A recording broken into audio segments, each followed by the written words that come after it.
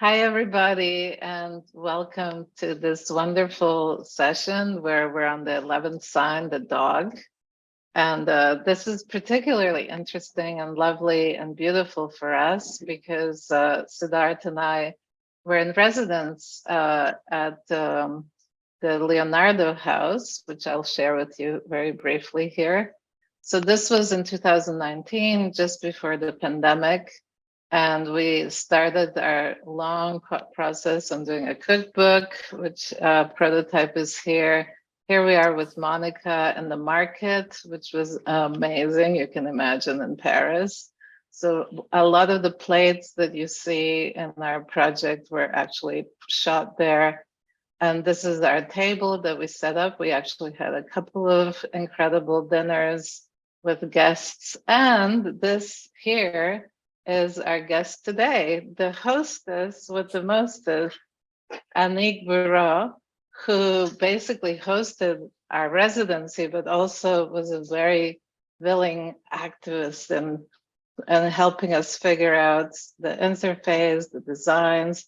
And here you see the photograph of the first meeting of Leonardo, which Frank Molina, Roger Molina's father, set up. And so we were in this house of art and science doing this project, which was amazing. And we had an incredible guest, Nina Barbier, and many other people who joined us. And it was absolutely an incredible event. So today we're coming together right after Thanksgiving. And we always start with a thank you. To us, gratitude is the core of this project, gratitude to the animals. So we always start by saying thank you to the animals who join us. Thank you to the animals who are being featured in particular. And that would be Annick, who I just mentioned, Maria Just, who will follow her, and Adrian Martinez-Tobón, who's joined us recently in the Artside Collective.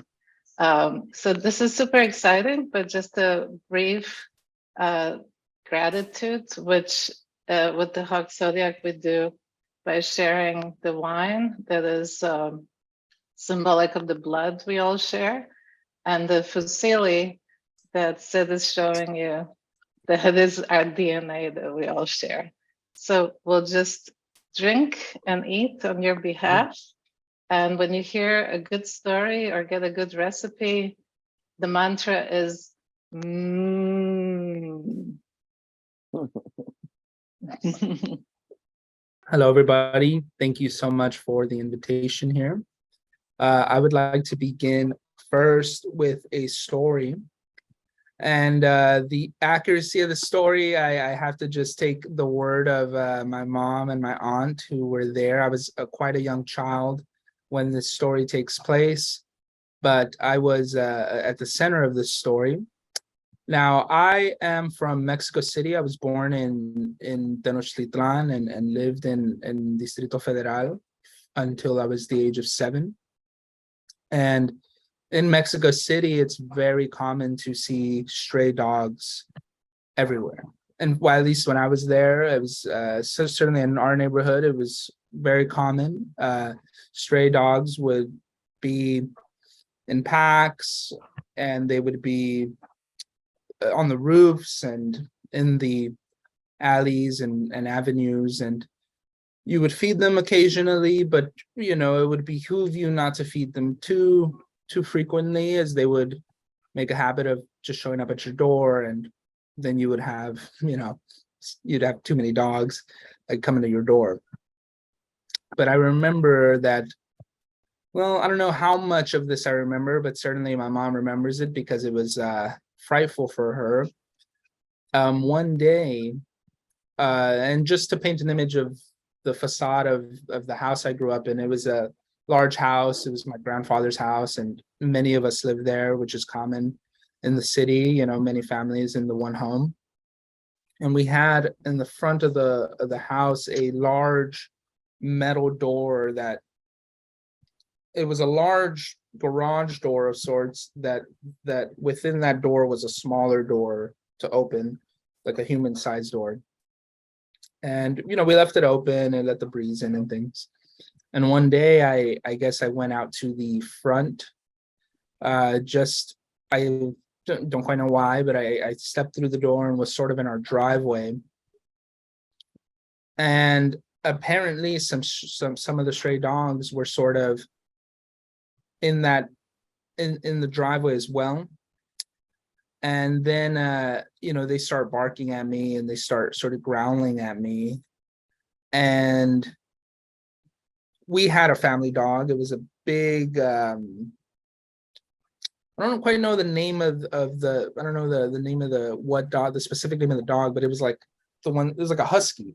I don't know if it was a Yeah. pure breed thing. I doubt it. I mean, but it was like a husky, big white dog that was our family dog. And apparently the big white dog came out and sort of rescued me, if you will, and barked at all the stray dogs, kind of like aggressively coming near me and growling at me and such.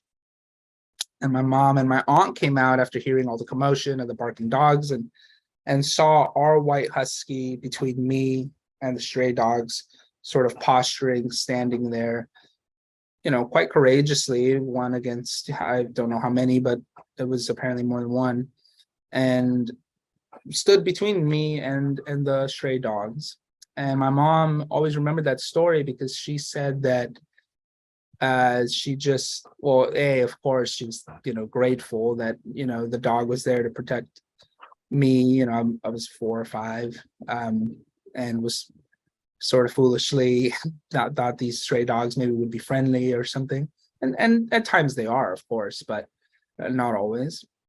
And she just, when she tells me that story, I think the image maybe that she remembers the most is our husky between me and the stray dogs. And so I begin with that story just to give sort of an ode to the dog in the sense of its courage. It has a sense of courage, and it has a sense of duty to protect that I think is very potent. And I always remember that story. I mean, my mom told me that story a couple of times, and I even checked with my aunt. I was like, "Hey, is that story? What's going on with that story? Is that a real story?" And my aunt said, "Yes, I was there. Our husky was, was protective of you and protective of all the kids." So, and with that, I would actually like to say there's a Mark Twain quote about dogs, and I think I have it here, where he says, Mark Twain says, "Heaven goes by merit." Or sorry, no, apologies. He says, "Heaven goes by favor. If it went by merit, you would stay out and your dog would go in." And he wrote that in a note to a friend of his, Albert Bigelow. And I think it's right. I think that the merit of the dog is very abundant. And I actually do have a painting I would like to share here. So I'm going to be sharing my screen. Adrian is a painter, by the way, and he's a student at UCLA. Oh, how beautiful. Is this yours?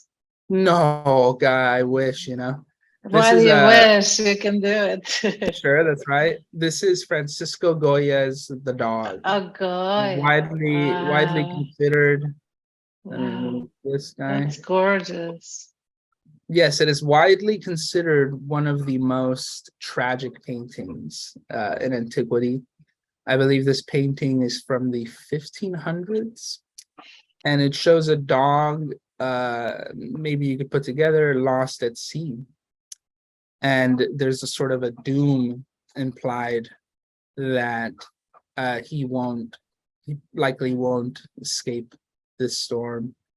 And much has been written about this painting. It's a very sort of quintessential Goya painting in that it's very economic, and yet the scale of the sentiment is so grand. It's about tragedy, it's about innocence, it's about the inevitability of encountering storms, encountering tragedies, and their scale being so grand that this lost, dog is maybe a metaphor, analogy for all of us creatures who really in the face of nature and its whims, much like this dog, are tragically too small. But there's also, I think, something about it where the sentiment and sympathy given to the dog is so powerful that there's a redeeming quality. I mean, it's not just a tragic painting. There's something about it that is, there's a sublimity to it, in that there's something good about it. It makes me, at least as an audience member, feel perhaps not hope, but some sense of maybe a warmth of the love given to this dog. Certainly I view it as an ode to the dog, as opposed to, say, exclusively a warning or exclusively a melancholic statement. There seems to be, I think, in the painting, both a sort of a tender kind of nod given to the dog and to the creature, as well as a kind of a more tragic telling of what happens, a story, an allegory of what could happen to an innocent dog. But I mean, if you see here, I mean, it's really just, it's so economic. I mean, I think it's just such a great example of a very simple painting. And then the ocean, in a strange way, is a deep brown dirt color. And if I didn't even mention, maybe some people wouldn't even gather that it's supposed to be an ocean. Oftentimes, that's something that must be pointed out. But it's yeah, I think it's a great, interesting painting. Some other things that come to mind is just how he renders the dog. It's so again, so simple. It's, we can all gather it's a dog, but it's really just a few brush strokes, a couple of highlights, and the shadows, and the shape is so interesting. It's Yeah, also interesting that he used the brown and gold, which is what I just mentioned, is the element of the dog in Chinese medicine. So it's interesting. Yeah, that is Beautiful. interesting. Yeah, and it's I think one of the staying power of this painting, it's, if you were to look up Goya's work, it's one of his most seen paintings. And I think it speaks to our fondness of the dog. I think we sort of want to save the dog. I mean, there's something about seeing this painting that inspires in us like a real strong desire to save it. And we can almost picture the dog swimming in a storm, in the middle of a storm, and that they perhaps they don't quite know, and we can kind of see their innocence, and there's all these sensations, I think, that occur in this painting, like and back to the Mark Twain quote, and interestingly enough, what was said about the dog, Miriam, of the dog being allowed in heaven. Maybe that's the hopeful thing in the painting, is that we know in a strange way that maybe he'll end up in a sort of a heaven of sorts. But I think definitely Goya was wise to, and then the metaphor of the dog, I mean, he could have painted there a person. I don't think it would have been quite the same. He could have painted there really many other animals, a horse, perhaps. I mean, they were known to be on ships and transported to different areas and things. So certainly many horses drowned in sea accidents and stuff, but I think the dog was just and then you could see, and then I think the use of negative space is just really powerful. So yes, this is, I think, one of the great allegories that involve a dog. To me, it almost brings it back a full circle to what Anik was talking about in terms of the dog being the creature in outer space. And this almost seems like this creature that's been sent out with a lot of hope, but also this tragedy of this thing on its own in outer space. It almost resembles that first story that Anik was sharing with us. Yeah, exactly. I could almost see Leica, left in that ship as really the same painting in a way. You know, the ocean being this time, I mean, the vastness of space, and that they are essentially, you know, sort of doomed, but there's something in it that's hopeful in a way. I mean, maybe not hopeful, but yeah, the image of Laika, you know, alone on that ship, sort of without a way home, I think I think it mirrors the Goya's painting a lot. Okay, Adrian, can I jump in, Adrian? Of course. Well, no. I'm under the control of Victoria. No.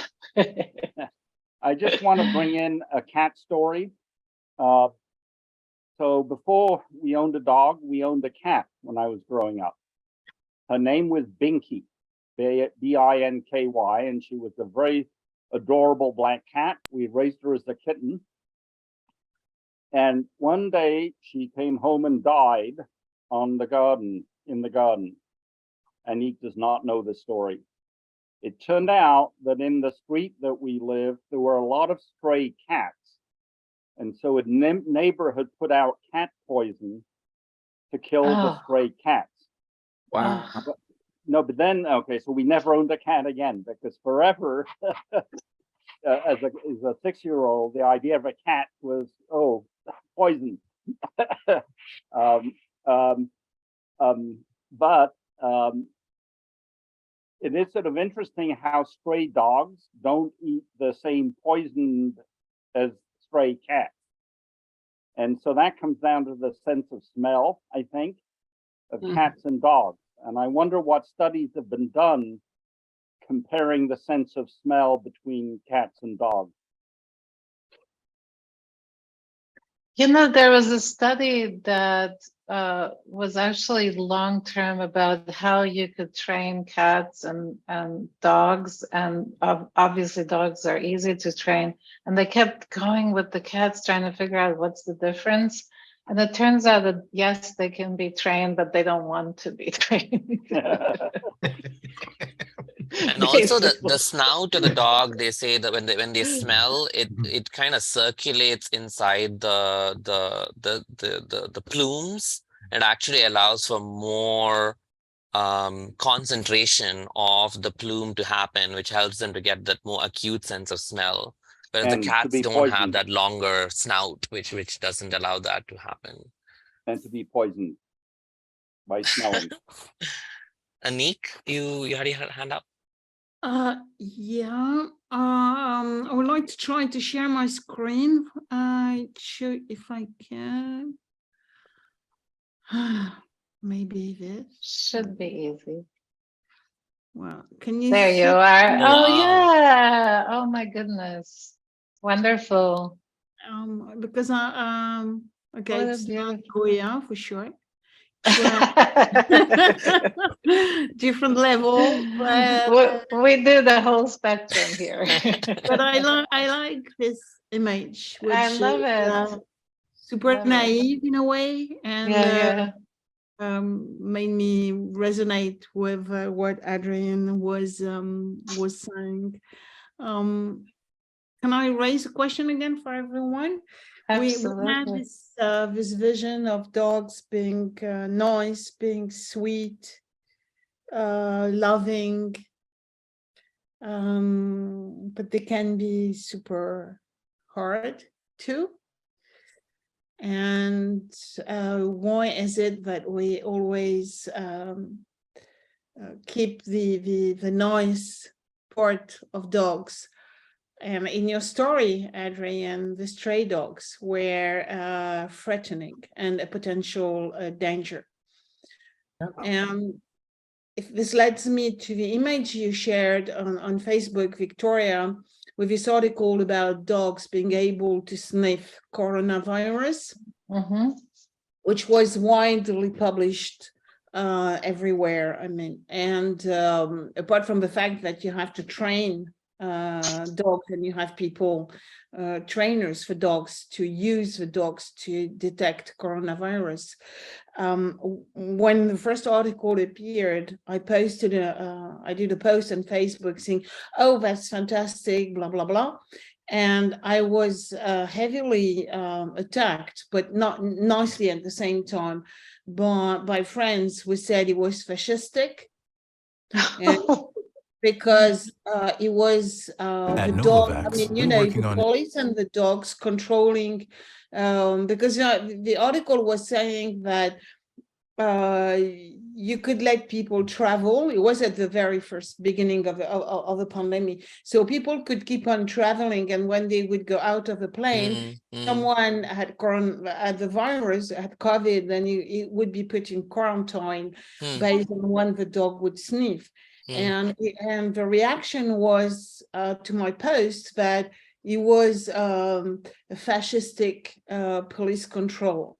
And I was going, what are you talking about? And at least in this part of the world, it reminded some people very much about the Nazi camps and the dogs helping them controlling the population.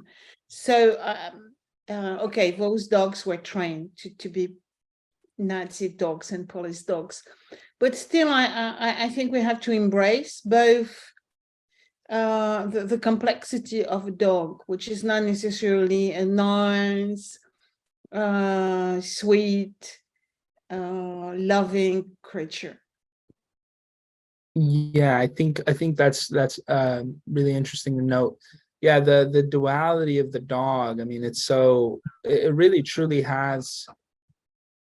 It has such an interest. The dog has such an interesting relationship with the human. In fact, one of my favorite writers, Jack London, frequently wrote about the dog and the dog's relationship to humans, and how in the dog there must be some peculiar memory of like a strange sort of wild freedom that it is willing to forego in favor of a relationship with human beings. But at the same time, I think that the dog, like, I mean, there's an interesting philosophical question. I think certainly, I mean, the Greeks had this notion of a rational soul, that the human possessed a rational soul, and that it would be very difficult to find that in other animals. And then eventually even Immanuel Kant said echoed kind of some of those sentiments, that morality is can only be engaged in by rational souls. And so I think if you see, though, however, the range of the dog's activity and kind of their ability to make decisions, and the continuity of their personality, the continuity of their habits through different throughout the years, I think it sort of begs the question of what is the shape of the rational soul. If the human is a rational soul, as they say, how far does that stretch? I mean, because a dog has a profound sense of sort of the good or badness of actions. I think they certainly know the preciousness of life. I mean, they know to protect a baby, and they sort of, and perhaps it's all sort of not, and it's not as sophisticated. It's just sort of these intuitive ideas about it. Protect the young.